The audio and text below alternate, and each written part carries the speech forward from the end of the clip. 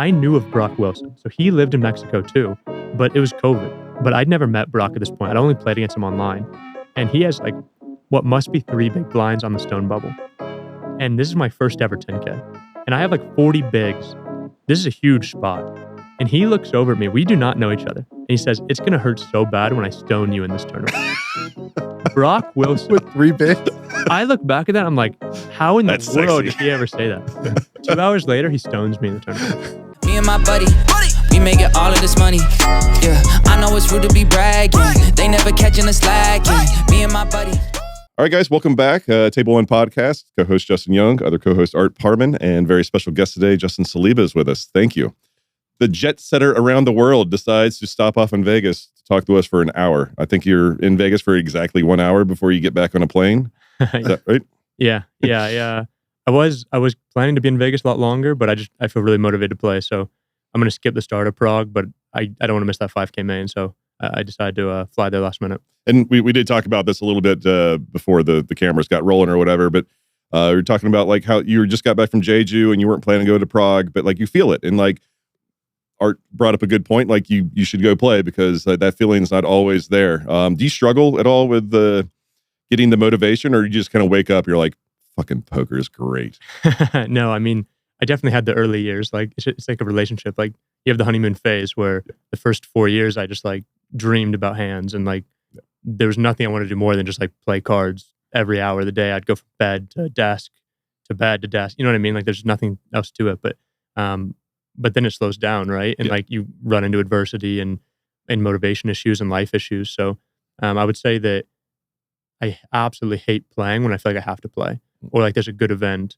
And when I feel motivated, I just want to maximize. I don't care if I have to fly 30 hours around the globe over and over just to play these events, like whatever. No, that's I guess before we get into your story, let's just qualify it with you said you did all right in Jeju. How was the trip? Yeah, I did okay. I mean, I ended up losing. It was a weird trip, honestly. You said you crushed it. No, you're saying you're losing? No. I did. I cashed, I think, 2 of 8 events, and it was the 2 smallest events. Okay. So I lost in Jeju. It was a weird trip. I didn't play very many bullets, and I skipped some events. My sleep schedule was really messed up, like it normally is out there. Yeah. And like just weird tournaments. You know, like it wasn't like tournaments where like I swung a lot. I kind of just like stayed kind of steady stacked, and then just like busted and went home, went to bed. You know, so it wasn't like long days. So kind of a weird trip to Jeju. But when you take a trip like that, and obviously all the pros, 99% of them sell action and stuff, and you cash in your 2 small ones, I assume you have a bigger piece of your smaller ones. So you personally did all right on the trip, or you lost too? I still, you know. No, I'm just curious. I think the dynamics are interesting to me. You're for sure right though. It's like I always say that like I can't get absurdly rich in the 100K main there, right? But like if I spike off the 15K and the 20 and 25, like, you know, things look a lot differently. So it's funny. I struggled with this for a long time, but and people have told me this, and it makes total sense. But you should be taking your biggest pieces in your highest ROI events, not in the biggest dollar events you're taking. So like if you're selling action, if you have a bigger piece of yourself in 100K with a 5% ROI, then you're doing a 25K Florida with like a 15% ROI, like something's wrong there. So I've had to work on that over the years because I always feel like I still will like take more shots in some of those bigger events. But I think overall, I want to be investing the money in my highest ROI events and having bigger pieces of myself in that stuff. It's not a natural skill for a poker player to know how to piece themselves out, I don't think. No. I'm still getting used to it. I've been in the business for 20 years. It's just like every tournament, I'm like, I don't know. Like, let's just pick a random like percentage. That, like, let's turn this into a 5K for me, a 2K for me. Whatever is going to make me go for that bluff if I really think the bluff's going to work or whatever. Or, you know. Yeah. Not that I bluff. Yeah. So like you said you had some downtime in Jeju, and I've never been, but like I heard it's poker jail. Like what do you do in your downtime? Are you just trying to catch up on sleep, or did you actually find something fun to do there? I left the casino for the first time in 5 years, however long I've been going, less than 5 years. But I left the casino for the first time. I had a good buddy there who's commentating, Alex Livingston. Oh yeah. And great. So we actually, I had like a couple of days off, and we went to like this kind of like, I don't call it a night market because it was like 8 p.m. or something, but it was like this really beautiful market near the beach. And we actually had a pretty good time. But for the most part, I'm just in my room watching all the streams, noting hands. So it's still a work trip for you. You're still, okay. I take it pretty seriously. I think that like, you know, some people really like time off and they just want to play and they don't want to study on those trips. And I think that that's a fine way to do it. But for me, I feel like I'm playing my best when I'm fully immersed in it. And so I it's fun for me when I watch every hour of footage. Yep. Just on sped up and going through stuff, seeing how people are playing and studying constantly, kind of. Let's quick break. We just want to be here to tell you guys about Phenom Poker. Very recently, they have added MTTs to the repertoire. Every day, there's a good 10 to 12 tournaments going on right now. And in addition, if you're a first-time depositor on Phenom Poker, you can get up to 200% on $2,000 for a bonus. All you have to do is use our link, which will be posted hopefully right there. Here. I don't know where it's going to be. But you get on there, put on some money, get in USDT, and then come gamble with us, and you can get some rake back. That's right. And if you see me or Justin at the table, definitely say something, and we will probably punt it off to you. Extra rake back for the fans. That's right. We like to keep it in the family. All right, back to the show. Well, this sounds like a nice bookend or whatever. Let's start from the beginning, though. We like to take our viewership back till you were a tiny Saliba. Yeah. And where'd you grow up? I read you're from Ohio. Is that right? Yeah. Where in Ohio? Yeah, near Dayton, Ohio. Okay. All right. A town called Beaver Creek. Did you have any siblings growing up? Yeah. Older brother, little sister. What's the age gaps? My brother's 4 years older than me, Mhm. and then my sister's 3 years younger. Okay. And so I was middle child, definitely wanted to kind of pave my own path. But then also growing up, I kind of wanted to do whatever my brother was doing. Sure. Because he's 4 years older. And so that was actually how I got into poker was he started playing. It was kind of the moneymaker era, and he was in high school, and I was probably 11 or 12 when we first started playing in a neighborhood game and starting to really enjoy just playing cards. How was that interaction? Because my brother's only 2 years older than me, but at some point when he was in middle school, he didn't want to be around me anymore. Yeah. Completely understandable, by the way. But since he was 4 years older, was that still same thing there, or was you all get along a little bit better? No, I think that we definitely had that same thing to an extent. But what dropped off first was sports and physical things because they had grown and they were all making fun of my voice and stuff, right? So, so playing cards was we didn't have to worry about playing basketball where Justin had to be on somebody's team or whatever. Gotcha. Yeah. And so it kind of evened the playing field. So you had video games and you had poker, and so that was kind of the two things that we still enjoyed to do together. I don't know. Is your brother as tall as you are? Because basketball, I feel like it would be all right. Well, I hadn't grown yet. Yeah. He's a lot taller than he looks here, guys. We're all sitting on phone books.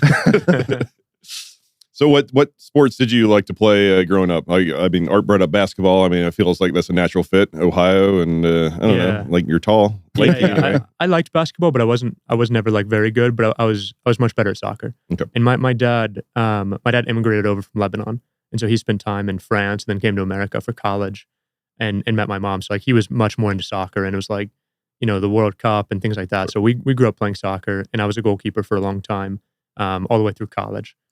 Yeah. Oh, did you start off as a goalie or goalkeeper? Sorry if I'm Americanizing soccer a little bit. You're fine. I started like a normal field player, okay. And then maybe when I was 12 or 13, I switched to goalkeeper. Is that because you hit a growth spurt or So it was a little bit of growth spurt, but I also just I lost a lot of athleticism through that growth spurt. They used to call me baby giraffe. Yeah. And that was a tough thing because you just grow so fast. And I used to be fast and athletic in these things, and I ended up becoming more athletic a little bit, but I kind of lost that. So I was all right, well, if you want to stay on the really good team, you need to go figure it out. So I just kind of figured it out as a goalie. Did you play club stuff at all, or? Yeah. Oh well, so you traveled around an early age? Yeah. We traveled a ton.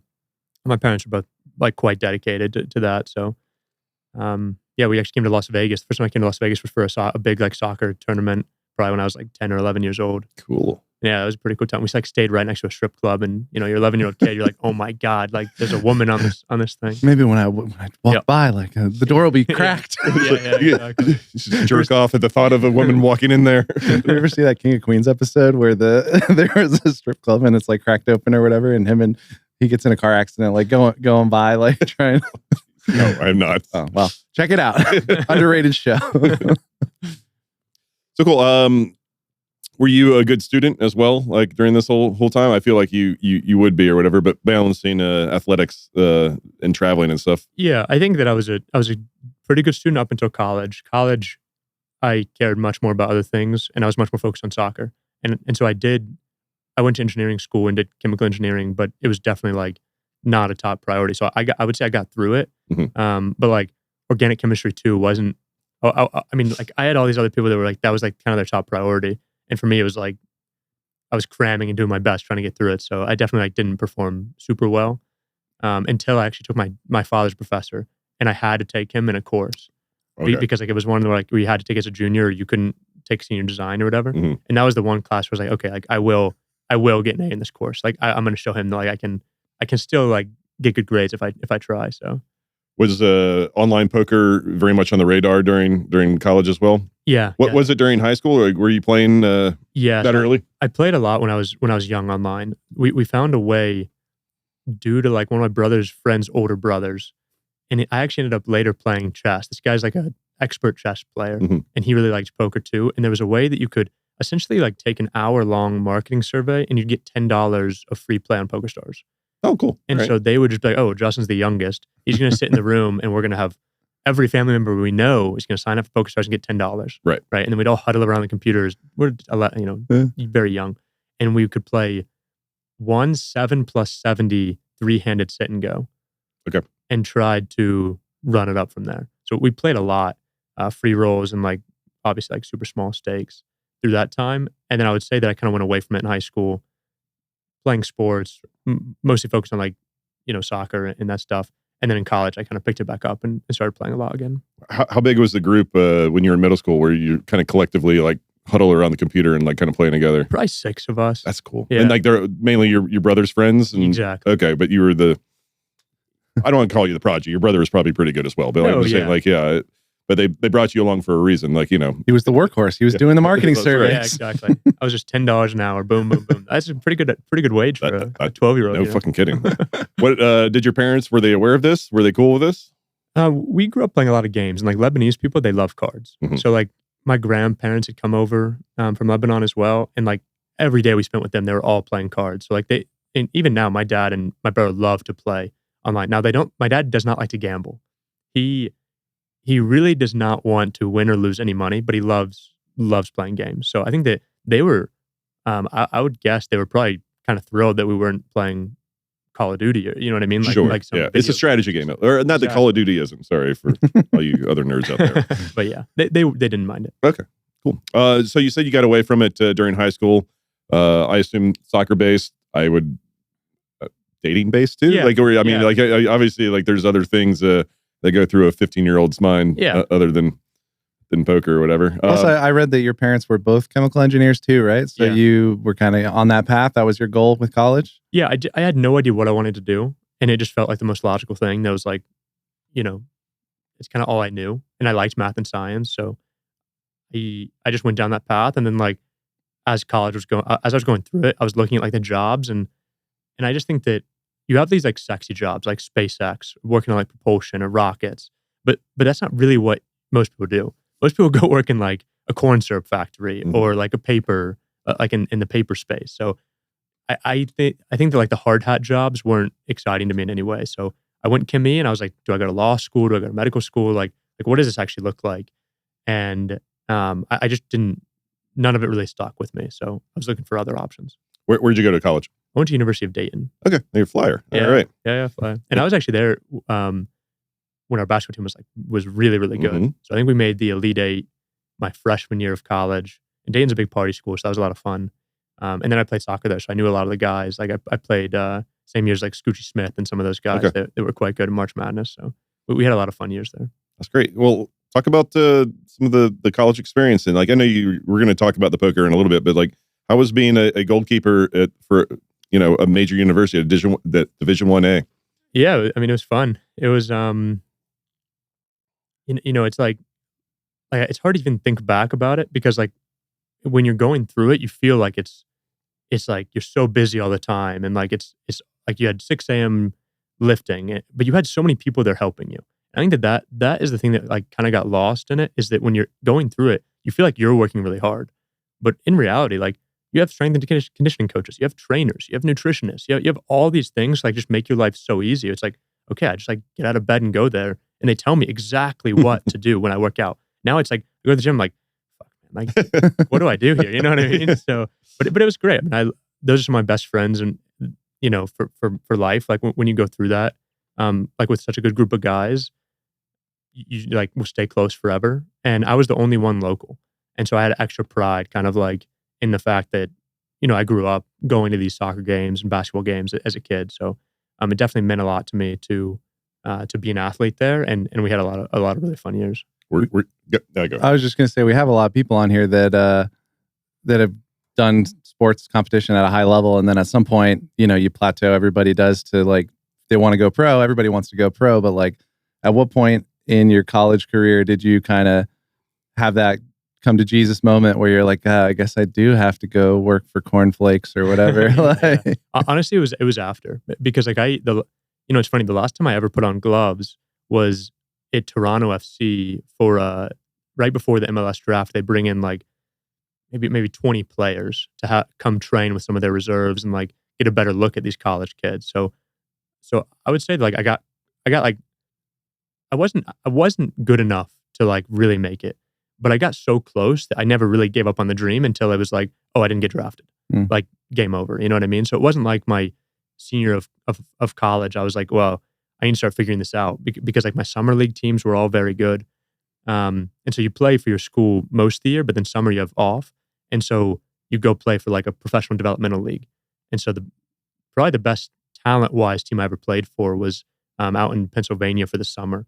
And in our like playoff game, I was the only player that didn't go pro from our group of 11. Wow. So like that was a very talented squad. And so I never really gave up on it until I think maybe in the back of my mind, I knew I wasn't quite good enough. I knew I like didn't quite have it. I like to maybe drink a little bit too much or do some of these things where I didn't quite have it. And I wasn't talented enough to kind of overcome my lack of dedication. But yeah, it wasn't until I didn't get drafted where I was like, what the hell do I do with my life now? Like I've only been a soccer player for as long as I can remember. Well, it sounds like you were close if you were getting invited to these whatever workshops or camps or whatever, where you're actually playing with like true professionals to like help them like progress as well. Yeah, I think if I wanted to grind, I could have tried to grind through minor leagues. I had like an agent that was trying to help me get in a squad overseas. My dad always tells the story that like this team in New Zealand wanted me, and he loves New Zealand. But like, what does wanted me mean? It meant like they have a couch for me to sleep on and like $800 USD a month. You know what I mean? One like, free go to month. Exactly, right? Exactly. Their goat there is delicious. He's like, my son. Bucket or eat it. Yeah. Nice. So like you talked about it, like you didn't have the drive to be good enough or overcome like your talent not being there or whatever. Was poker part of the reason for this? Was part of your drive like kind of dedicated towards cards? I think it would be too much of a fantasy to say yes. Like the reason why I really started to play poker again was that I stopped traveling with a team. I tore my AC joint in my shoulder. Mm-hmm. This would have been my senior year. I took a fifth year, but this would have been my first senior year. And so I stopped traveling with a team, and I was like just kind of sad. Like everybody's traveling, going to all these fun places. You're flying, you're spending the time with the guys, and like I'm injured, so I'm just at home for the pretty much maybe like 2 months of the season.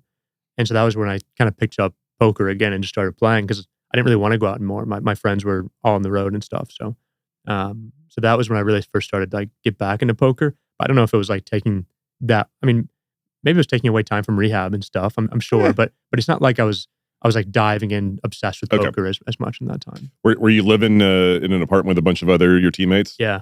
So yeah, that has to be 10 times as tough. Or at least for me, I would think so. Like, being part of a team, then not being able to be part of a team, but still being like directly outside the door, like banging on the glass. Yeah. We're actually in a house. You know what I mean? Yeah. So like we're in, like Dayton does an awesome job of this. It's all student living. You're not like living among people, like normals. Yeah. yeah, exactly.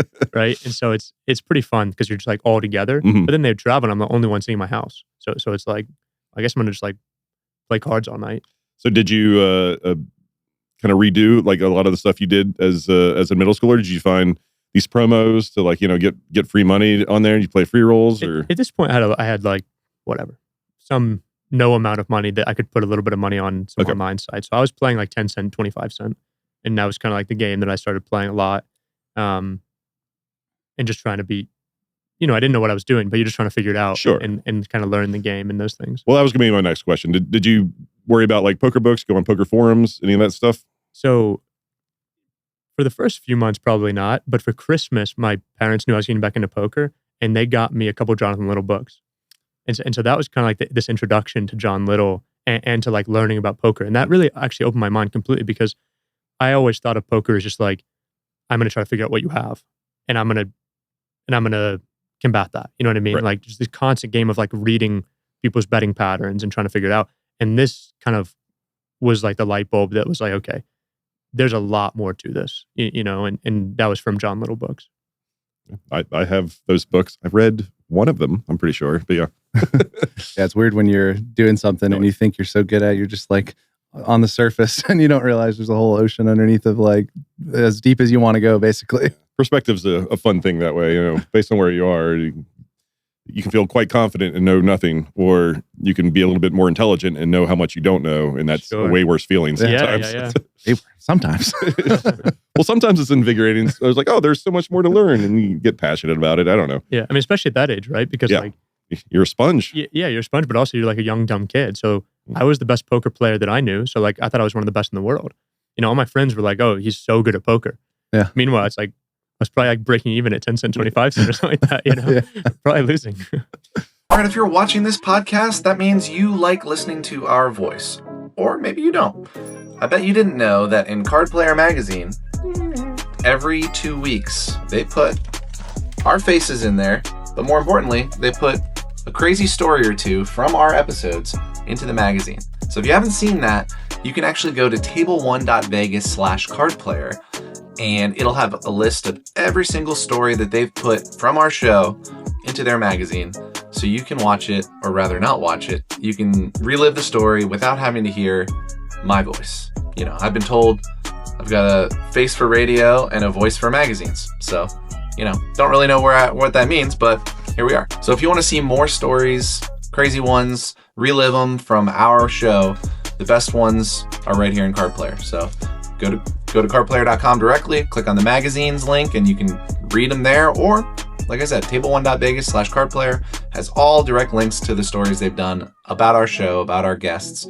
Yeah, check it out. I think you'll like it. All right, back to the show. Well, you did graduate from Dayton, and you said you still kind of followed your dream of soccer for a little while. Did you have a job in the meantime? Were you living at home? What was? Yes, I moved back into my parents' house, which is like 20 minutes from where the school was. And the way that it works in soccer is that if you want to give yourself a chance to go pro, the draft is in March.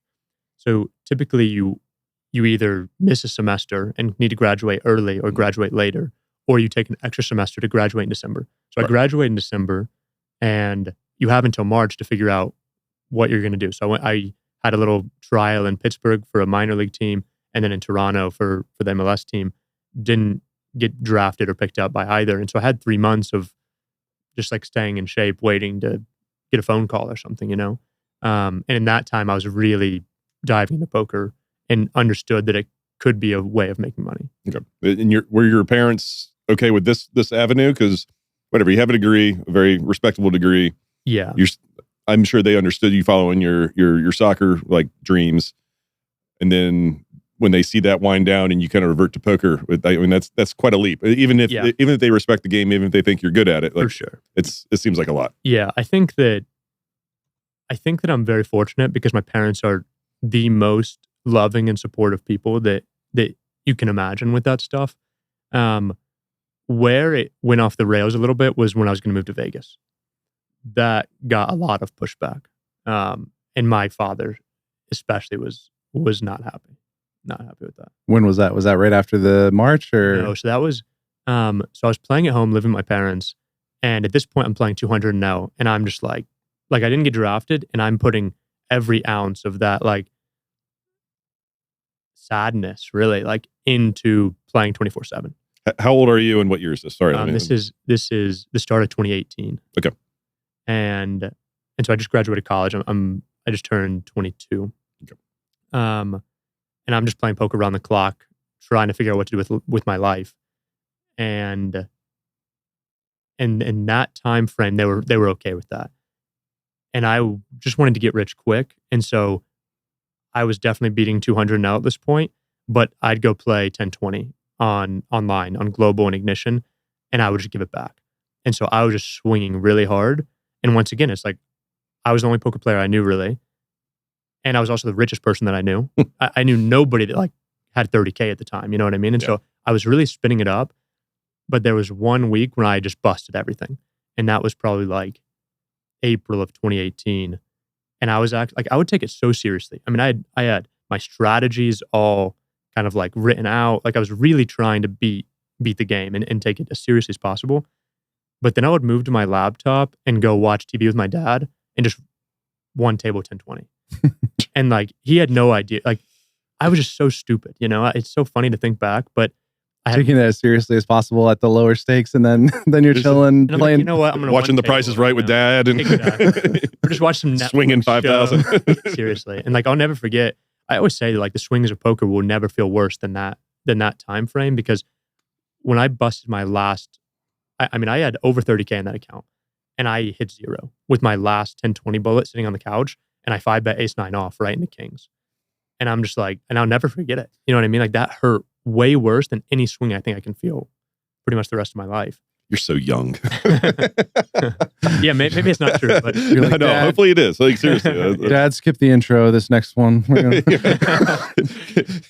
put it on something sadder, please? Yeah, and nobody had any idea. They didn't even know that I like made 30K in this stuff. Like that was a ton of money. I mean, to me. So you didn't use that as a justification to your dad or anyone else. You were just quietly sitting there on a pile of cash. Exactly. And they just thought that you had a fun hobby where you were like playing for $20. I withdrew a little bit of money to buy one watch because I thought that was the cool thing to do. You know, it was like I bought like a $300 watch, and I was like, I've made it. You know what I mean?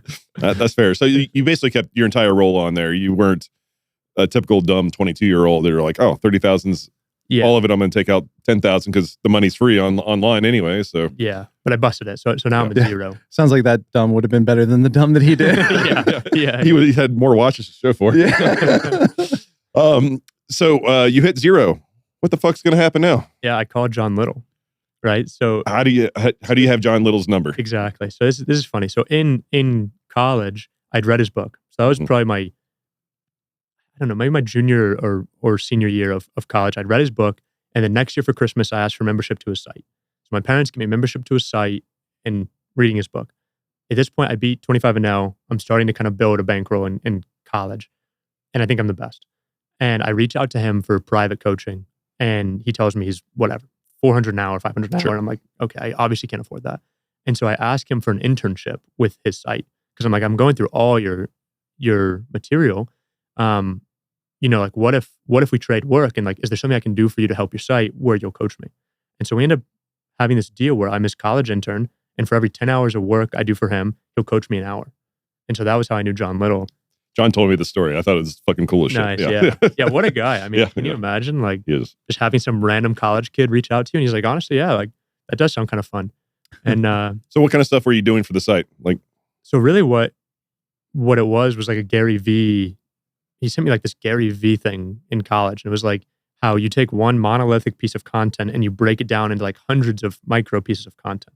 And so essentially all I would do is I would go through all of his courses, and I would notate everything. And I would just try to pick out like what he's teaching and how to do these things. And like, you know, I mean, like this is before like solvers and stuff, but it was a really good way to learn poker. It was just like start pre-flop, write out what hands you're going to raise. Okay, here's the flop. What hands are going to be aggressive with? What hands are going to be passive with? On the turn, what are you going to bluff with? Like we're just building from like core game theory principles. Mm-hmm. And so I would just take the content and try to break it down into like smaller pieces that then his team could take and turn into social media materials and graphics and sound bites and things like that. It's funny. It's kind of like you're coaching yourself with the videos right before you have your coaching lessons. Seriously. Like, I mean, to me, it never felt like work. And that's why, you know, none of this ever felt like work to me. Like I just enjoyed it. And like, that was my job, was just like go through every single piece of material that he'd ever made and take notes on it. Something you probably enjoyed, or at least found value from anyway. And even if you didn't find that initially, like knowing it's going to lead to an hour of coaching from John Little is quite nice. Yeah. Cool. So you bust, and how many sessions? I guess how long? I just want to hear what that conversation with John went like. Yeah. I was going to say, like, how well did you guys know each other? Like, I mean, how many hours of coaching did it give you before this moment? Like, Over 10. Okay, so like you guys were fairly tight-ish, or at least you on speed dial, like for him. I got you. Yeah, did he know you were taking shots at 10-20 from time to time? No, John Little is a bankroll nit. He would have slapped his hand. Yeah, and it's funny because like he actually was just telling me all the right things, and I just didn't care. Yeah, it's like you're only taking the strategy in. Yeah, exactly. And none of the advice. Yeah, but you don't understand, John. I'm really good at poker. Yeah, exactly. I'm like, dude, you haven't played 200L in years. I'm murdering this game. Variance does not apply, sir. To be 22. Oh my gosh. Okay, so yeah, like how did the conversation go? Like, how did you just go and like, John, I got some bad news? Yeah, I mean, I told him I actually sent him an email. Now that I think about it, I sent him an email and told him I'm done playing. Mm-hmm. Like I'm gonna go get a job. Like I'm not. And then he was like, give me a call. So now, okay, all right. And so when we talked, he pretty much was like, dude, like what are you talking about? Like you've just like look at your graph. Like it's just straight. Like I was making like $50 an hour. You can't make $50 an hour. 200 NL. That's impressive. Yeah, I was mashing the game at this point. And he pretty much was like look, like that's as much as you're going to make as an engineer. Sure. Like what's going on? And then I fessed up and told him why I was doing this. And at that point, he pretty much said, look, like I've appreciated what you've done for the company and we're growing. What are your thoughts about earning some sort of monthly income? I'm going to give you more work, but you'll actually receive an amount of money to rebuild and then kind of give this another shot. And I was thrilled, you know what I mean? Yeah. So I just took that on, and that gave me, some small amount of salary essentially. Like a little baseline to rebuild from. And how long did the rebuilding take from there? So it was until the next January that I moved to Vegas. So he pretty much said that like, I need to like really just grind 200 now and rebuild, get a good bankroll. And then if I want to pursue higher stakes and kind of like go after things more, like make sure that I'm putting money aside and I'm in a very stable place to go do that. So I played for, call it 8 more months from there and worked, like not full time, but whatever. Some like real part-time role with the company, and then kind of rebuilt from there with 0 expenses because of my parents, and then went to Vegas after that. Okay, so you're about to go to Vegas. You're about to have that awkward conversation with your dad. Yeah. What's your bankroll that you're planning to move out with? Let's say that I had like 40K or something. Okay, 40 or 50K. And what was the idea to move to Vegas? Like, why? I thought I was going to play live cash. Okay. So my goal was that like John was big on this. John was big on like, look, online cash is going to be really good to get good at poker, but to make real money, you're going to want to play higher stakes with bigger edges, which is going to come from live cash. Mm. And so he had a lot of experience, like whatever, the Bellagio 5, 10, 10, 20 type stuff. And so he thought that if I really wanted to give it a real go, use online cash as like a training ground to build a bankroll, and then start at 5-10 and just try to grind up the live cash route. I did notice on your card player results that a lot of your early tournament stuff, and like I do want to know how you got into tournaments, but was mainly online. Like, was that during the same time, during this 8 months of like before you moved to Vegas, or? I never played a tournament at this point. Okay. Right. Yeah. So I think the first time I ever really played a tournament was, I played the main event in 2019 because of Aram Zobian, whom I met once I moved to Vegas. But other than that, I never really even played online until COVID. So it wasn't even on the radar. That's no. Okay. All right. So yeah, let's talk about this conversation with your papa. Yeah.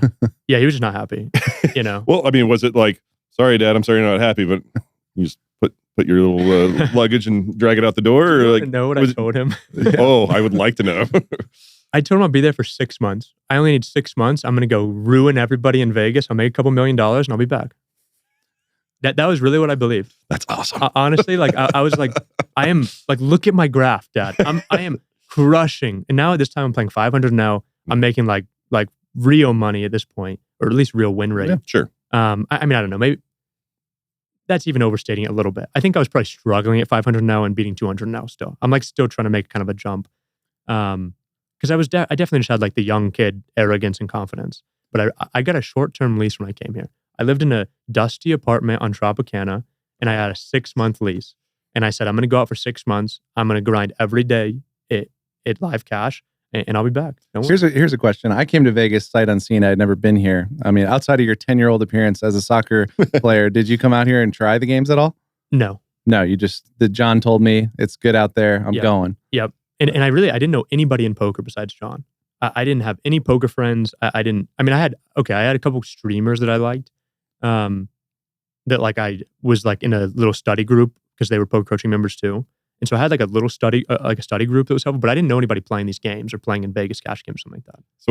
So tell me the plan then. Like you wake up, whatever, brush your teeth, out the door. Where are you going? What stakes are you playing? I park at Planet Hollywood because there's free parking at Planet Hollywood. And I walk to Bellagio and I sit in a 5-10 game and I grind from 2 p.m. until 4 in the morning. And then I go home and go to bed and go to rinse, the same repeat. thing. Rinse, repeat. Were you doing a lot of the same stuff? Are you writing down hand histories and like going home and studying, or wake up in the morning and studying and stuff like that? Yeah, everything. And actually, this was a really cool John Little note, is that at this point, he kind of felt like he'd given me everything. Like he'd given, I'm sure he had more to teach me, but the stuff he had to teach me more was about like being a good pro and taking things seriously. Strategically, he didn't feel like there was that much.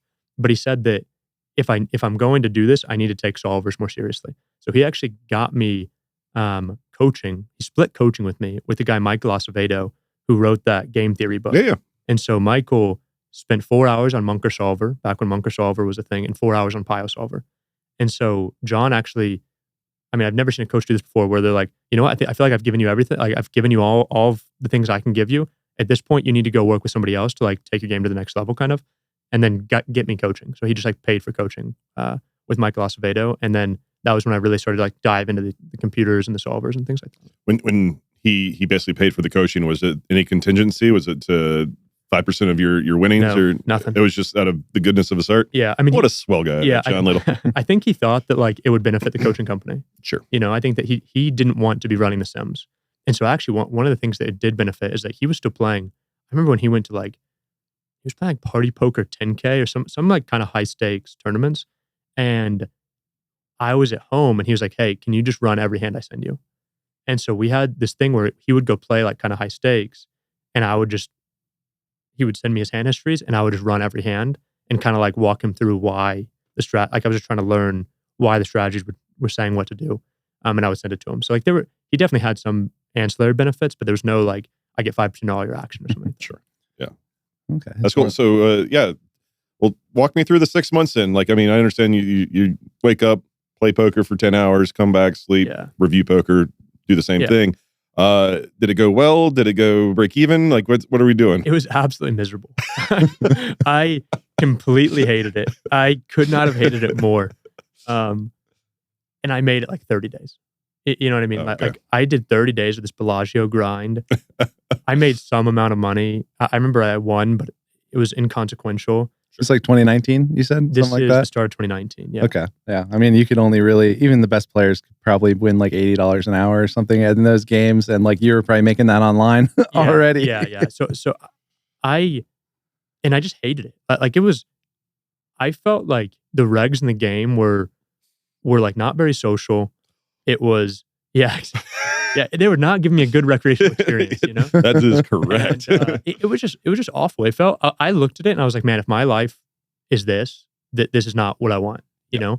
And so I would say that my tail was kind of between my legs. And what I did was I just went back and I still lived in Vegas, but I just played my normal cash games. And so for the next 5 months, I didn't play a single hand of live poker.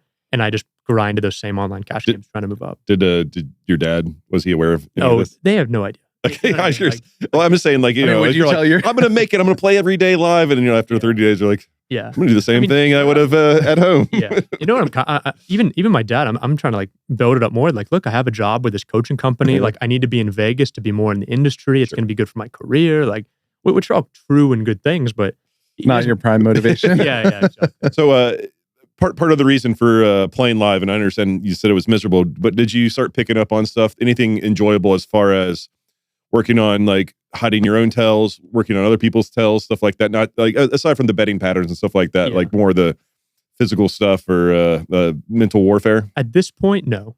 It wasn't until I really started to play live again in like post-COVID that I really enjoyed live poker, this to me was just miserable. It was so slow. It was so boring. I was playing bad.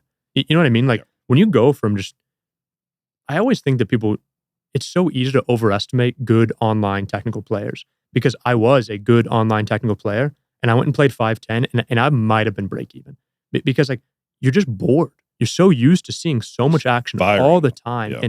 And you know what? Like I have 7-5 suited and I can play this. These guys suck, right? And then your win rate is just gone, right? Like if you just start playing kind of poorly for your own game, like even now in high stakes tournaments, I think that the delta of people's win rates based on how they play is humongous. I understand the reason why people say, I think you're winning 6% or $80 an hour or whatever it is. But I think that when you're playing really well, your win rate is probably like 2x that. And then when even a good player is playing poorly, you're just losing. Like it's not that hard to just like play a style that's just straight up losing. Who do we have on Maury where it was like, what's better than like a whale in the game? Tilted professional. There you go. Yeah. That's awesome. That is correct, I love that. I love that. Because they'll stay. They ain't leaving when they run out of That's money. such a good one. Yeah, I understand. I think I brought up the square. I think it might have been during the Maury thing, but I remember I was playing. This is one of my little hiatuses into the mixed streets, where I played mixed for a year straight, like 200, 400, 400, 800. Cool. And at one point, I'm looking around and like it's just all professionals. And I lean over and I think to Marco Johnson. I was just like, "Who's the fish right now?" And he was like, "Every day is whoever's losing," because everyone thinks everyone else sucks in this game, and like you just wait for one guy to get stuck, and he's your mark for the day, and that's it. And I was like, and it was so fucking true. Like that game, it was Crazy Mike's game, so like he was kind of the mark just in general, but like everyone else were like supposed to be these super pros, but like everyone just went through these like week-long stints where they just played god awful, and they didn't care. It was they could justify however the results however they wanted to. It was like, you sucked out on that one hand, Exactly. even though they lost 20,000 on the day, and that pot was $4,000. You know, they're just that's the reason they lost. All right, so 6 months ends. You're in your in your apartment. Lease renewal time. What decision do we time. do? What do you do? Renew. Well, you can't go tell your dad that you're playing. Dad, this is going to take longer than I thought. It's going well. It's going well. First million is invested. Can't tell you where. My couch indention is getting larger. Yeah, dude. And it honestly, if you would have gone into that apartment, you would have thought that like I was planning something very heinous. You know what I mean? Like if you walk in, I have. I mean, dude, this is so. I hope I have pictures somewhere to reflect on at some point. I have what's the chair that like you'd go and put on the sidelines of like a child soccer game? Oh, like a fold-out chair? Like a captain's chair. Exactly. Yeah, right? yeah. So I have that in front of and this is my living room. We used to podcast in those. Yeah, that's right. In front of a TV on the floor on the box it came on, okay, for months on end without a single couch. And then I had a bed, and next to the bed I had a desk. And the reason why, like even now, I don't think that I need to like, and I'm working on some of these things, but I don't feel like I need to prep that much when I go play. Like some guys need to meditate and ice bath and like do these things. I had so many months on end of waking up and going from bed to desk with DoorDash coming or some food delivery, and I'd go grab the food and put it on my desk and just play. That I just don't. I feel like I have that skill where like I can just wake up and go play like pretty well. I don't need to like feel perfect. So yeah, it was an issue. It was not good for dating. It was not, you know. Should we go to your place or mine? What? I don't have a place. Yeah. I'm a visitor. Yeah, seriously. I mean, it was, I don't even know if I saw a human in that 6 months. Like, I was going to ask, because you said Aram Zobian convinced you to play the main event in 2019. And I mean, he's a cool cat. He was on our pod. He's probably hard to make friends with. Well, easy to make friends with, but he has a lot of friends. So how'd you meet him? And was that in that same kind of window? Must have been, because pre-COVID. So once I was getting towards the end of this lease, and actually to be fair, I had one friend in town that I played soccer with in college, and he was at UNLV Law School. So I did see him a lot, and that was really nice to have at least somebody in town that whatever we'd have dinner, go golf, spend some time together and stuff. But I still at this point know almost nobody in poker. And I see on Twitter, this guy posted they have like a basketball game in town. That's right. And so I'm like, let me go and do something active. I need to leave my apartment. At this point, my parents are worried about me. I'm also doing keto, because if I do keto, I don't have to eat very much food. And so everything was about playing as much as possible. And I was getting really skinny, like unhealthily skinny. And I'm like, I need to get out and go do things. So I go play this basketball group, and Aram Zobian is playing basketball there. And so we became like somewhat friends from this basketball like pickup league essentially. And then from there, I'd been using a lot of solvers at this point, and some of the tournament stuff I'd done for John Little had kind of like put ideas in my head, and I had said something to him, and he was obviously playing like pretty high stakes at this point. And so we like started talking a little bit about poker, but we're playing way different games and whatnot. And that summer he calls me, he's like, what day are you playing the main? And I'm like, oh, I'm not playing the main. And he's like, what are you talking about? Like you have to play the main.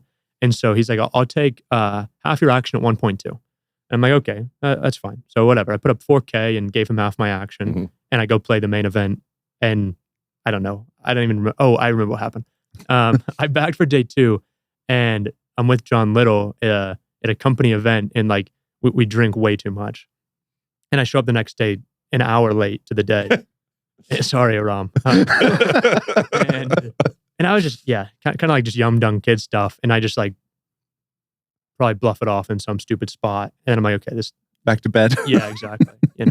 So still kind of young, dumb kid through some of the stuff. But that was how I met Aram. And that was the first tournament I ever played. Doesn't sound like you were hooked. It was just slow. And like, I feel like when you go from cash to tournaments, like it just takes a lot to like want to sign up for these like crazy long days of like really slow poker. Like I liked 4-hour sessions 2 or 3 times a day, high intensity, a lot of tables, that kind of grind. So and that was post Big Blind Annie too. So imagine before that, when we were playing and struggling with our $25 chips. Who didn't Annie? Yeah, who didn't Annie? Like 20 hands an hour, just like. Oh. Can't believe it took us that long to figure out what a Big Blind Annie was. Oh my God. Thank you, Carrie Katz, to help facilitate that. Just a quick break here, guys. Are you tired of playing with players like this? Not this. No. Like this? Or this? Or do you want to play with players like this? Oh, wait, you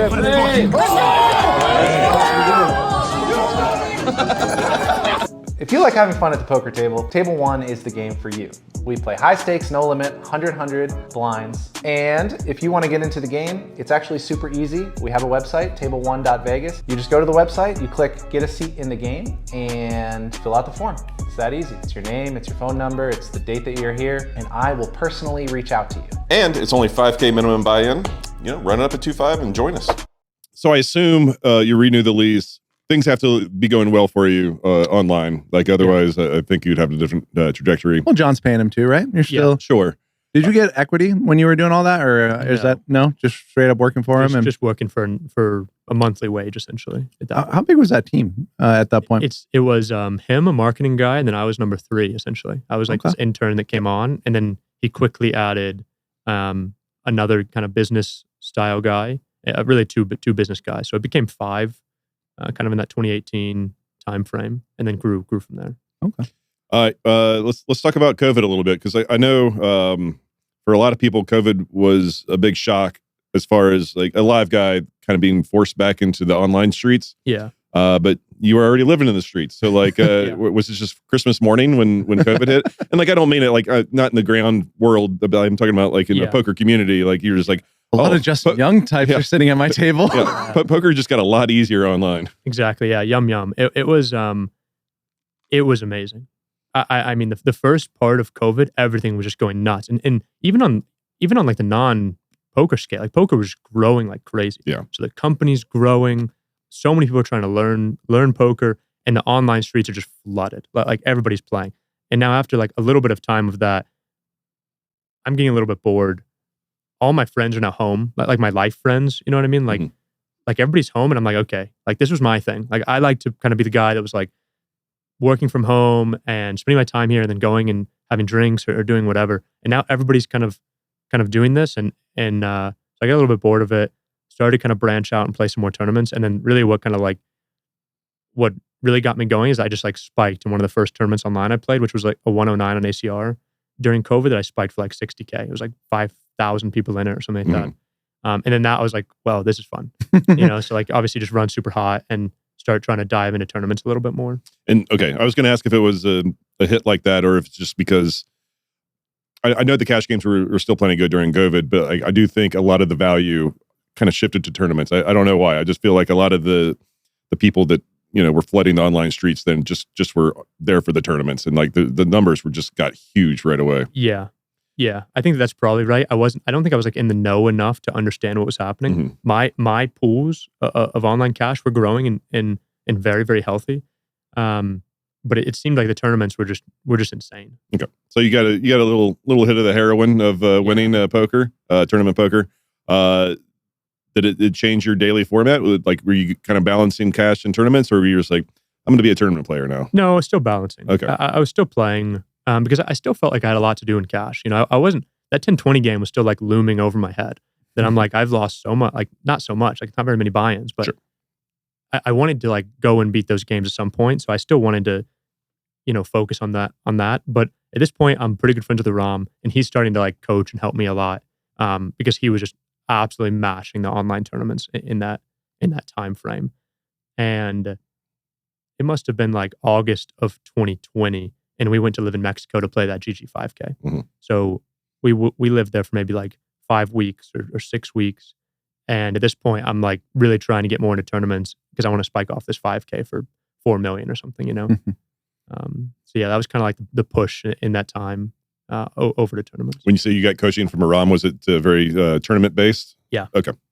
Yeah, he was just helping me a lot. He also like, you know, the guy he's very generous and he's very aggressive. You know, his online name was Aggro Aram, and so he just wanted to fire me and stuff because I was really good at tech. Like I was at this point, I have an awesome pre-flop library on Munker Solver. I'm starting to build ICM libraries. This is before people were really doing those things. And so from that, he thought that I'm this like amazing tournament player. When in reality, that's just not, I wasn't. But I was really good at the technical side of certain things. But that doesn't mean you're good, right? And so that's actually why in the current era, I'm really shy about online technical players because I just felt like that was me. And I know that I was just giving it away. Like he was beating the games for like something like 14 bigs per 100 in those online tournaments. Like just absolutely mashing those tournaments.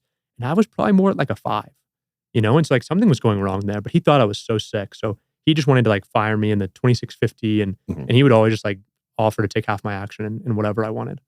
So he was just buying at face because I was okay. When he said fire him, main, but yeah, he was just buying action at face and whatever I wanted. And I'm sure you were happy to do it with the coaching exchange. For sure.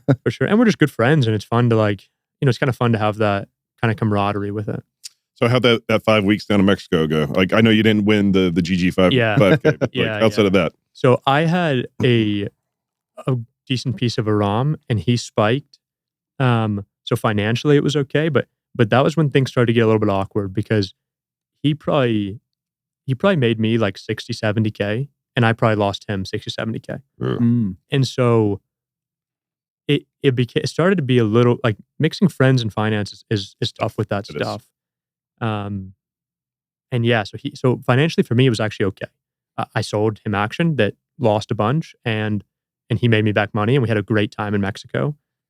I mean, we had some really fun stories like Wi-Fi going off when he just has infinite equity on tables. We're like running around at midnight in Playa del Carmen trying to figure out a place, and he ends up winning this like tournament for 30K in like this lady's garage and like giving her $100, and she's just bawling her eyes out, you know, like just memories I'll never forget, you know, that they were a lot of fun there. But that was really when my motivation and things shifted. When I didn't get it done there and in those kind of GG streets, that was really, I think, what kind of opened my mind to the complexities of tournaments and how good a lot of these guys are. And then that became kind of my whatever North Star to just like grind. I was like, I have to beat these games. I have to become like one of the best tournament players.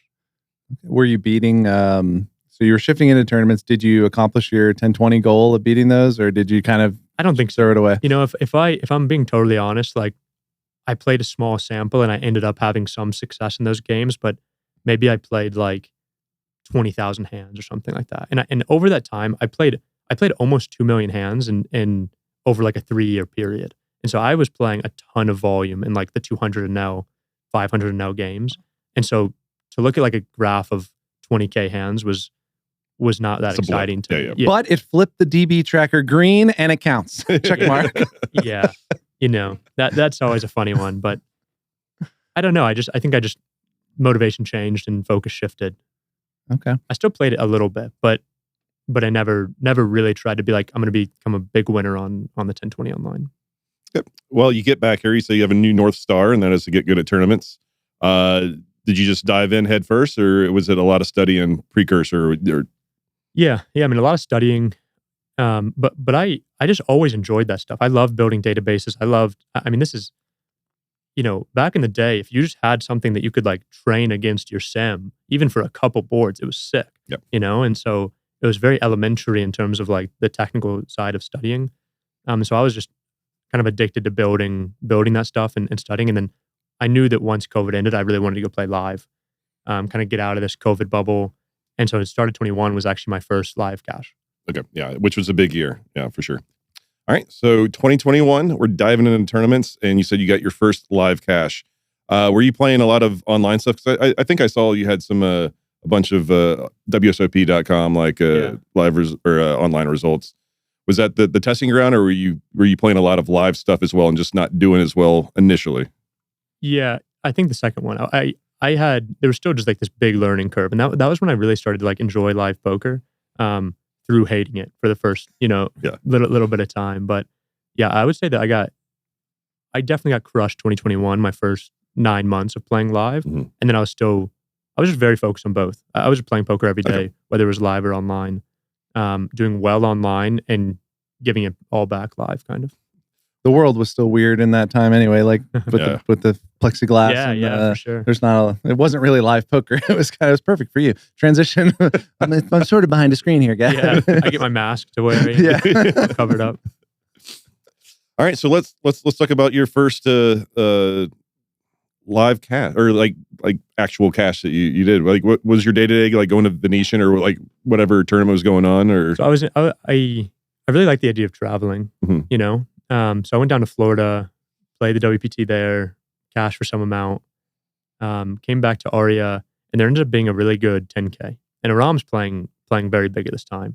And he's like, you got to go play this 10K. It's amazing. Okay. These guys, it's so funny. These tournaments are amazing. It's kind of like you're saying about the mixed games. Yeah. It was not amazing for me at the time.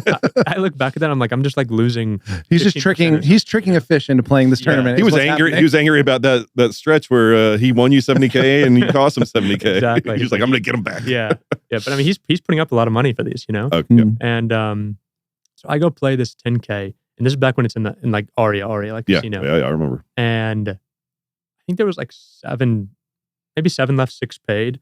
And I knew of Brock Wilson. So he lived in Mexico too, but it was COVID. And so the only one I met from that trip was Adam Hendricks. Mm-hmm. But Adam lived with Brock and another guy, John Dokler, in Mexico. But I'd never met Brock at this point. I'd only played against him online. And he has like what must be 3 big blinds on the stone bubble. And this is my first ever 10K. And I have like 40 bigs. This is a huge spot. And he looks over at me. We do not know each other. And he says, it's going to hurt so bad when I stone you in this tournament. Brock Wilson. With 3 bigs. I look back at that. I'm like, how in That's the world sexy. did he ever say that? 2 hours later, he stones me in the tournament. I swear. And I am mortified. But like, I can't even breathe. I'm so upset. And I think that was that was kind of this push of like, okay, like I have to just keep going. I have to kind of grind and get better, because I'm sure I played that spot horribly because I'm just playing too tight, really caring about cashing this event, not understanding what it's like to play a bubble when it's 7 left, 6 paid versus 300 left. Like online, you're just playing such a large field. That's right. So, The bubbles last a handful of, Yeah. like, couple hands. And that's it. yeah, exactly. So I think that tournament poker at this stage was becoming like very beautiful to me, and there was a lot to learn about it. That was giving me a lot of joy through kind of this time. Did that spot give you joy? No. I went straight to the Rhino with a bunch of people after that and lost my mind. That was what it gave me. What was her name? Don't know. Fair enough. During now that you have some documented tournament caches, are you calling up Pops again and just being like, look, poker, it's back to being here, awesome. still alive. Yeah. I think that's over time he kind of, the family overall just became like, once again, like kind of my biggest supporters with all that stuff. I think at this point they knew that I had the stability through the coaching side of income, where I'm not just like swinging like crazy again. I have some stability through the swings, which is always why it was important to me to kind of always have side income, because then I can take more shots and live a little bit of a different life than like some friends and things that were having to worry about paying rent or doing those things. So I think at this point they were loving it. You know, they became very big supporters, and first time I'm on stream, they're all watching and supporting and stuff. And I think that it became much more positive overall with the family. All right. Let's talk a little bit about your first bracelet. It was an online bracelet, correct? Yeah. Was this in 21 or 22? Sorry if I'm. I won one in 22 and 23. I think. Okay. It's an online bracelet. Like, you know, like however you guys feel about that is how you feel about it. I get it, but like, was it a goal of yours? It's like I have to win a bracelet, and It was a big buy-in for online, right? I think it was like 5K or yeah. something. Yeah. Yeah. So at this point, I'd played a number of bigger tournaments, and so I felt like it was another tournament. Honestly, I didn't feel like this glory of like this bracelet event. I don't know. Was the final table live or no? Okay, it was online FT, and actually the toughest part about this was actually the financial side, because at this point, I think he won't mind me sharing this, but Aram had a huge amount of my action in events like this, but he had been down swinging hard, and I'd been having pieces of him and pretty much everything that he won. So we had this big gradient. And it's really easy. Like people don't understand how easy it is to lose $1 million in poker. I think like people in this room might. Yeah, sure. Some podcast hosts know. Sure, right? Like it just is. When you're playing real stakes, like you can just lose money very, very quickly. And he's own diming 25Ks and putting me in stuff I shouldn't be playing and doing these things. And so he has to like drop off essentially. And so I need to sell this action, and Brock Wilson gets it. And this changes on like a Wednesday. And Brock gets this piece, and I spike for 260. Okay, so that's what I remember about this tournament, because it was sick. I got heads up with John Dokler, who I knew. I mean, it was an awesome experience. I think I played pretty well, but I have Aram, and at this point, I think he might be living with me at this point. I forget if he had, because he moved in with me at some point to kind of grind it back up. And he's there with champagne to celebrate. Meanwhile, like he would have just won 130K, and instead it's Brock, and it's me, him, and Brock, and another friend, like still celebrating this win. Speaks a lot to Aram there. That's some character. Absolutely. Yeah, he was on the pod, older episode, underwatched also, but he was very candid about a lot of his swings and troubles, and he's just a chill guy. Yeah, he's a great guy. So, okay, I was going to ask what you did to celebrate. What time of night was this? It had been pretty early in the morning, I'd guess. Yeah, I won probably like 2 a.m. or something like that, and you know, like we went out, and he got a bottle of champagne and some flutes and stuff, and we're just like having steak and celebrating. Meanwhile, like I feel super awkward. Sure. So that's definitely what I remember most about that first one. Yeah. That's a good backstory. I mean, yeah. All right. Well, for those who don't know, you have almost $12 million in career earnings. Not all came from the WSOP. I don't know, kind of like, were you just traveling all over the place just for tournaments at this point, or like were you, since you live in Vegas and there's still plenty of good tournaments, including like the high rollers and stuff, were you kind of happy to be in town? So I think that the time frame that really changed everything for me was the like U.S. cheating scandal time frame. I was good friends with Ali, and at this point we were talking a lot of poker, but I didn't meet him until way after that GG stuff. And I think that the nicest thing for me was that he never, even though he had pieces of different stuff, he never backed me like the way he did with some others. And just for the listener, Ali Imsirovic is who we're talking about, famous for being an elite player and a little too greedy, I guess. There's a cheating scandal behind him. He's a pure talent, that's for sure. Yeah, and he was, and that's the thing that people forget about that time, is that as an up and coming player, there was nobody who you wanted to be talking poker with more than Ali. Like he was just so ahead of his time and so many things about the game. But I met him after all that stuff, and I got pretty lucky because I'd had enough success and I had all the receipts, and I had a Ram Zobian have my action and Brock and different people. So I got a little bit lucky with that stuff, but I got caught up in that. When people thought that everybody was just cheating online and we were good friends, and I had this online bracelet. I had other online scores. I got caught up in that. And it never really bothered me until guys that I really respected thought that I was doing something shady. So Ali gets banned, and all of a sudden I'm getting a lot of flack from people that I respect, Is it like paper tiger stuff, or like people actually coming up to you like face to face and like, or at the table and like calling you names and like? Not like that. Okay. A lot less like that, but more like personal DMs from high stakes pros. That was a big one. Oh, wow. This guy that I didn't know his online name, IFT to 630 online. And he pretty much said, which was at this stage, I mean, it's also so funny. It's just different. When people thought you were cheating online, like it just meant that you were good. Like for some Badge of honor portion, you know what I mean? Because it was just the hysteria around it was so widespread when this stuff went on. And he pretty much messaged me at this FT of a small 630 on like a Wednesday night, and is like, this J Saliba 2 account is playing a lot like Ali right now. Like, I've only had good experiences with you, but you should distance yourself.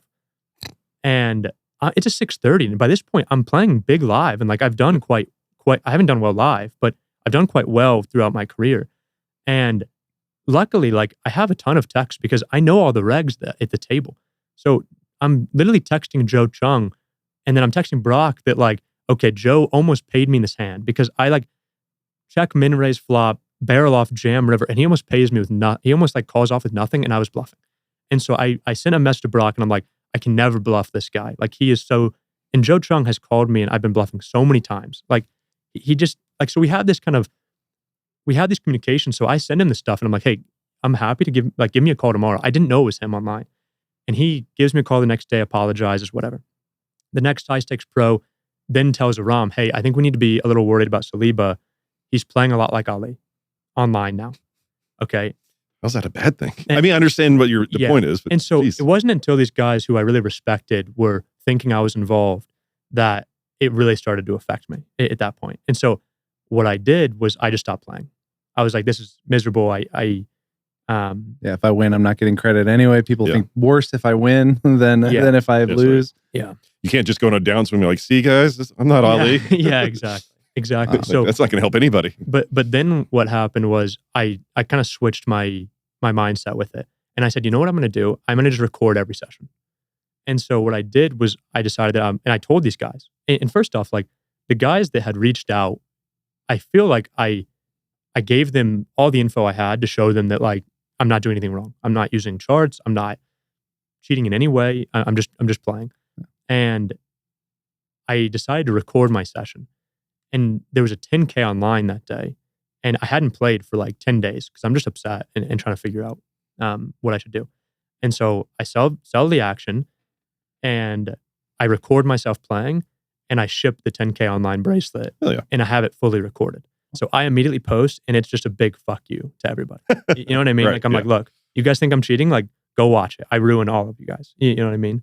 And so that was the moment when I was like extremely motivated. What an amazing resource to have too. Did you turn that into poker coaching content? I hope. I don't know. Yeah, you should. Yeah, it's still up. It's still up on somewhere. Oh, the whole video of you playing is up. Yeah. The whole video's up. You should watch that if you want to get good or play like Ali or something. So yeah, that was the moment where I was like, okay, like I'm going to win every dollar from these guys live, because like if they think I'm cheating online, I'm going to beat them online and record it. And I kind of put this in my mind that I talk with like Coleman and Brock about now, where I'm like, these guys are going to buy me houses all over the world. Like that has been like the mindset since that cheating scandal. And then from that point on, I just went on a crazy heater, and my motivation was really high. Okay, I just have I guess a personal question about that, like being friendly and friends with Ali, and like we've had some other people on, and I haven't really asked them about it, but like, how did you approach? Like, did you just stop talking to him? Because like, I mean, I've been friends with people, and maybe they fall off their cliff or fall off the radar. It's easy. I don't have to talk to them because they're not even reaching out. But like, if you're really friendly with someone and then they're doing something like that, and they get ostracized by all of your other friends, like, how do you approach that situation? Yeah. No, I mean, it was really hard. It was really challenging. I mean, I owe a lot of my career to Ali. You know, it's like he was so unbelievably talented, and he was so generous with his time. And he really did. Like, he had pieces of me and stuff, but he never asked me to do anything wrong online or live or any of it. And so it put me in a really weird spot because I was always biased to be like, I think you guys are like a little off, because the Ali that I knew loved poker. He loved playing the 1100s. He loved playing the 10Ks. He loved playing the super high stakes. And he had pieces of me in different spots, live and online, and never, there was never any talk of that stuff. And so it was very awkward. And so I think we just like slowly drifted, I would say. He stopped playing. So like you just stopped talking. But I was definitely on the side of, I also had to be quiet a lot. Like I was involved in it into the fact of like guilty by association. And so there wasn't, I definitely couldn't be the one to stand up and be like, I think you guys are off here. Like, I don't think this whole thing of like, he has some dream machine in the stable and a lot of that stuff was bullshit, right? Like the GG stuff I haven't seen, I'm sure, there's a lot of guys that I trust that have definitively said there's something wrong, and there was, right? But the whole like, he has this dream machine that's given to these small stakes players it's like, that's just all bullshit because at least from my perspective, I know I'm a little bit biased in this regard, but you can just look at people's graphs. Like all these people that had all these lists of things that they're like, oh yeah, all these people are cheating. Which like on SharkScope, if you group them all, they're down money. So like maybe he is actually putting them in too big of stuff, which he was known to do, and they're just losing. Like if they had some dream machine, do you really think that over like 5,000 games that this group is just down 10% ROI? It's hard to know. So I was always in kind of a weird spot where I had to dissociate for sure. But I was always biased, and I always felt like, to me, the punishment was harsh. I wish he could have done something to apologize and pay money and do that, and then have a 5-year ban or something like that. Because he was obviously, it's like taking a young Tiger Woods out of golf, and I think that that's just sad for everybody to see. Yeah, it's always murky with stuff like that because there's going to be, unless there's clear defining evidence on both sides, it's going to be hard to. Harsh penalty for sure when some other people are getting shorter bans and coming back into poker. Not to say that I want Ali back in the game, but I understand that, shit happens and, people make bad decisions and then they have to pay for it their whole life. I don't know. Yeah. And I always viewed it where it's like part of it for me was that like, it's just not my job to figure out what the right penalty is. Like, I'm just a player. You know what I mean? Like I wish it was this way, but like I just can't spend any of my bandwidth doing that because I need to go achieve the things that I want to go achieve. And so it was hard, and I always felt like after that I never really had that same relationship with anybody in poker where we're just like talking poker 24/7 and like really trying to strive to get there. Not to say that my current poker friends are not like that, but you grow up, right? I mean, like when you're in your young 20s and that's all you care about, that's kind of all you go for. Now it's everybody has like relationships and can other things that they're thinking about, All right, back to the heater. Yeah, let's go. Scorched Earth tour that you went on. Was it whatever? Like, were you just starting to play more live high rollers basically after winning the 10K online? Because I feel like there was just like a huge ramp up inflection point at some point. I didn't know if that's what it was or not, but it looked like it. I don't know where it's a strong thing because you were playing 5Ks, 10Ks, stuff like that. I get like live. But then all of a sudden it was just 25s, 50s, exactly. 100s. Like, I mean, yeah. I kind of just like went after it hard. And I was also a believer in that time that like, if I'm going to sell any action, I've never proven myself in live 25Ks. So like, I'm giving it to everybody at face. So I'm playing these like huge Florida 25Ks and I'm selling to as many people that will buy at face and people are taking it face. And I'm just winning and winning and winning. And so I didn't believe in downswings through that time, right? I went on 11, I don't know how many exactly, but like whatever, 9 to 13 trips in a row, both like to Florida and internationally. And I won every single trip. That's sick. And it was just like, it was awesome. I chopped 2 25Ks in Florida back to back. I come back, I win the 10K Poker Go. I go to Borgata. I get 5th in some huge 3K for 400K or something. Like it just felt like it was just nonstop, and I couldn't lose. Did you have any problems at all, like selling pieces? I mean, the 3Ks aside and stuff like that. Like, I mean, it sounds like you have a pretty good network of good poker players and friends. Was there any like pushback, or was it just like, anyone want this? Oh, it's sold out. Okay, okay. Yeah, it was pretty That's straightforward. nice. It wasn't until like, I mean, almost even recently, like probably 18 months ago, where I was like, okay, like I need to start charging markup. Like that is the, I think it was John Jaffe actually talked to me. He's like, look, like if you're not splitting win rate, like you're just getting taken advantage of because like you are going to go through swings and like you're giving people way too good of a price on that. And so I think that at some point I started charging markup, but I was always I tried to always believe that like if I need access to capital, I just don't care what it's going to take. I'm going to get access to capital because I don't care about that side. I just want to go play and battle. And that's kind of how I feel now too. It's like, it makes me sick to my stomach when I watch a really good high stakes tournament and I'm not playing, like physically sick, And so, yeah, that's how it is. Fuck yeah, man. Yeah. Is this affecting your social life at all? I mean, it seems like it's. I understand the traveling has its own aspects of hotels and then poker and like. Are you leaving any time to date or to go out and drink with the boys or anything? Yeah. I mean, I got really lucky. I met an awesome girl who now we're engaged. Thanks. Thank you. She was working. She's a pastry chef, and she's a super unique girl. She was born in Germany, grew up in this small country called Mauritius, off the coast of South Africa, and then went to Paris for school, pastry school, and then moved to LA to work a job, and then moved to Vegas to work a job. Jeez. And her last job as a pastry chef was that she was the corporate chef for Michael Mina.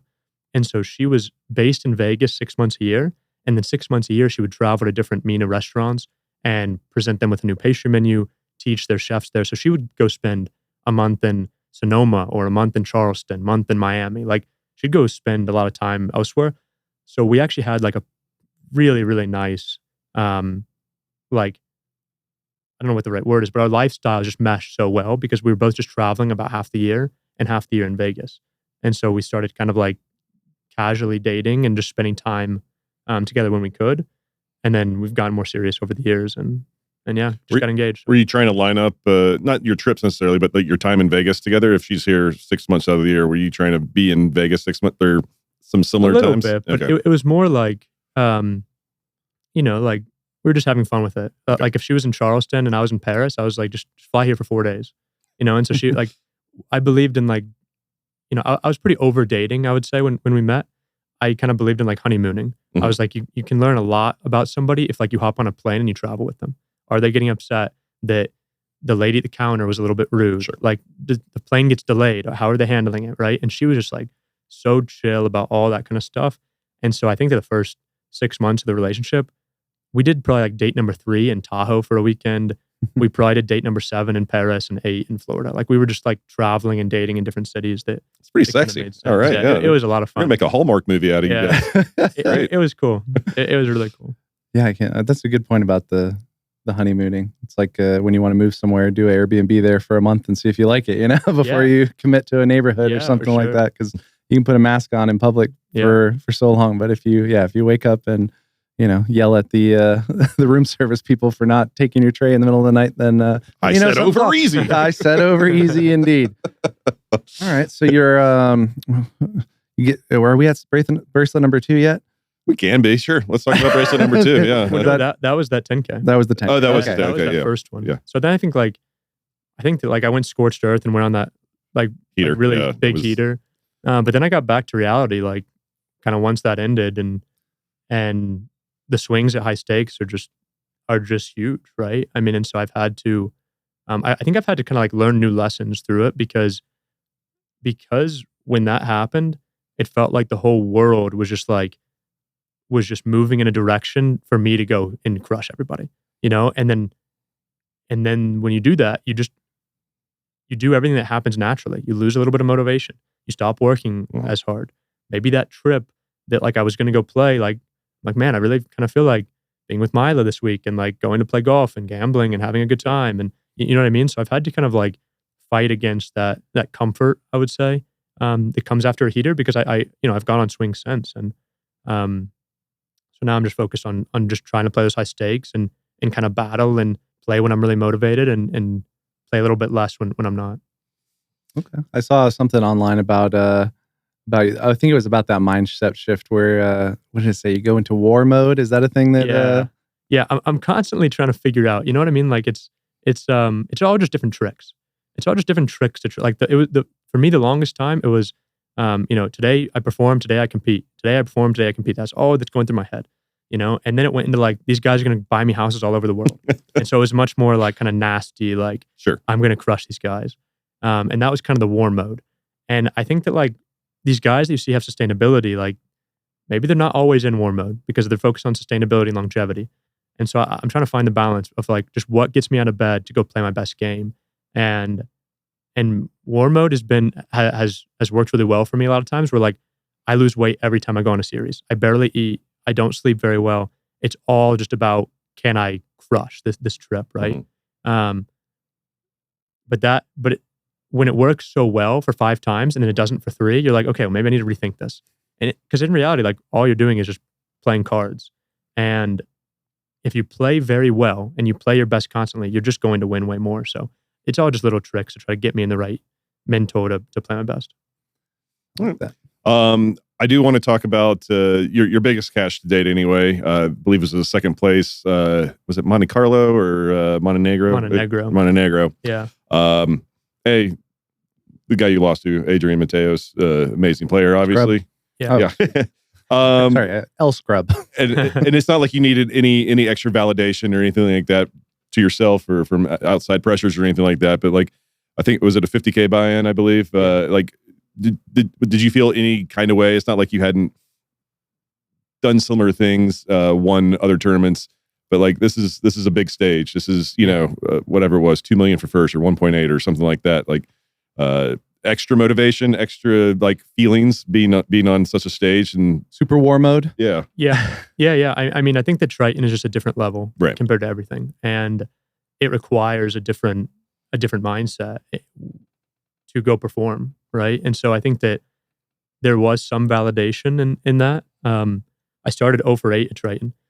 I flew by myself to Vietnam. I pretty much I don't know any of those guys right now. Now I'm good friends with many of them, Sure. but like at the start, you're just not.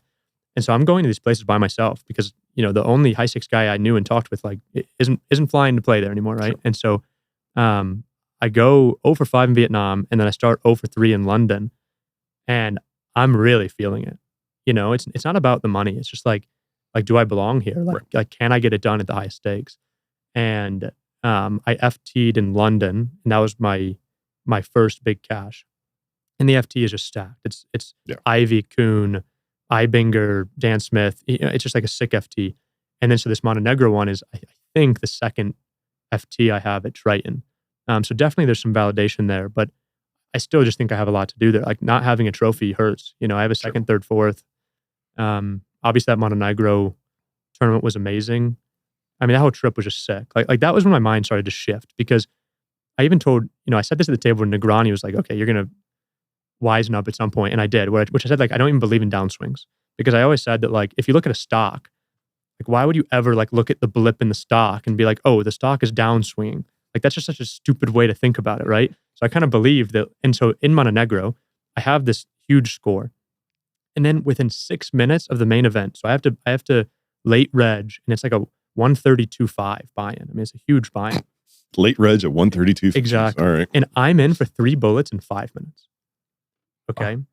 And so I'm like, what? So now I'm on a downswing from 6 minutes of poker? You know what I mean? It's like, that's kind of what my mindset was. Like, how can you believe in a downswing if like these are the swings that you're feeling? And I cashed that event for like 230 and lose you know what I mean? Exactly. Yeah, and so that, I think, was definitely the time when my mind was starting to shift and become, and just grow up a little bit, and just like understand that there are going to be swings. I just have to go and show up and play my best and kind of go about it in a more professional manner. Let's talk about your involvement back with John Little's coaching site. Yeah.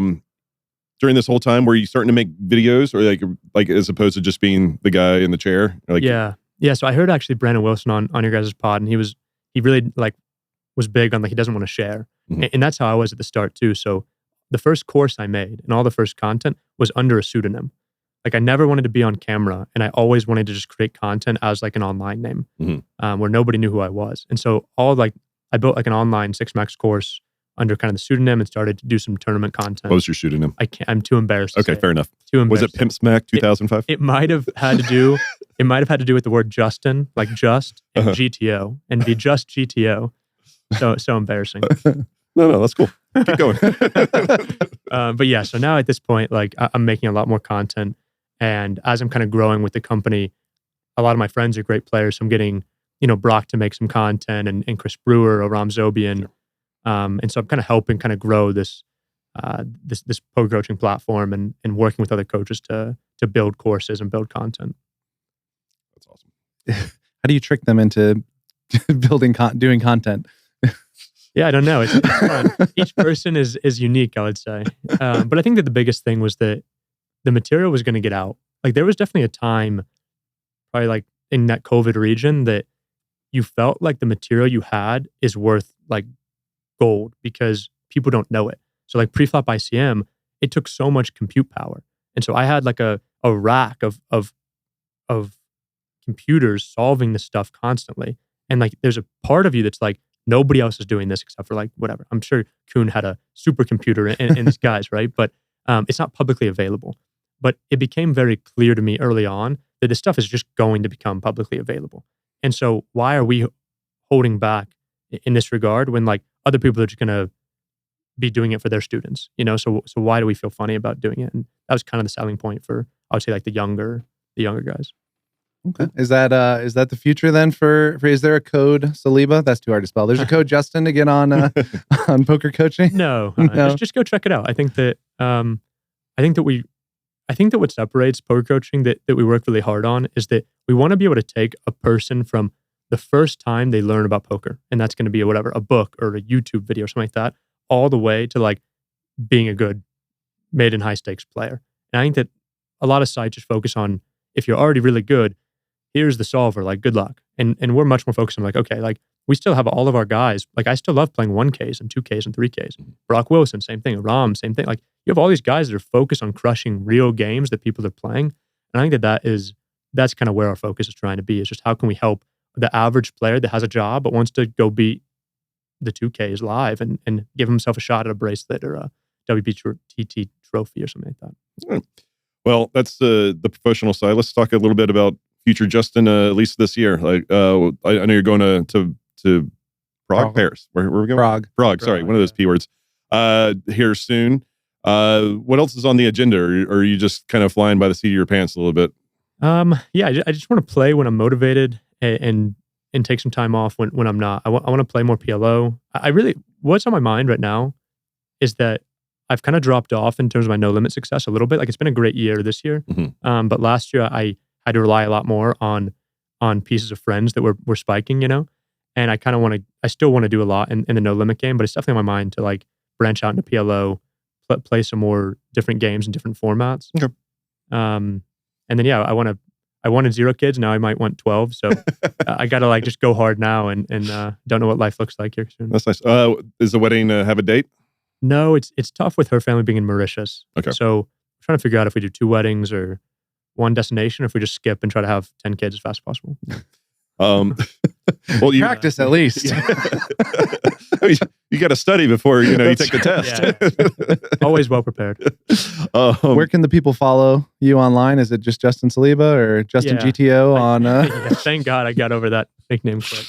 I try to stay off social. I would say like Justin Saliba is something on Instagram. I'd say that I post the most on Instagram, but overall, social hurts me a little bit to spend too much time on. So the best place to hear his voice is on pokercoaching.com. That's the truth. There you go. And just rewatch this, honestly. Yeah. And share it and like it and subscribe it. All right. Is that the pod? Are you going to go crush something? Because people usually crush stuff after they're on here. If I win the Prague main event, I'm going to take you out to the best dinner you've ever had in Vegas. Fuck yeah. Okay. I'll take that. It's like buying a piece. Oh yeah. Now that works. That's the pod. All right. Thanks. Me and my buddy, we making all of this money. Yeah, I know it's rude to be bragging. They never catching us slacking. Me and my buddy.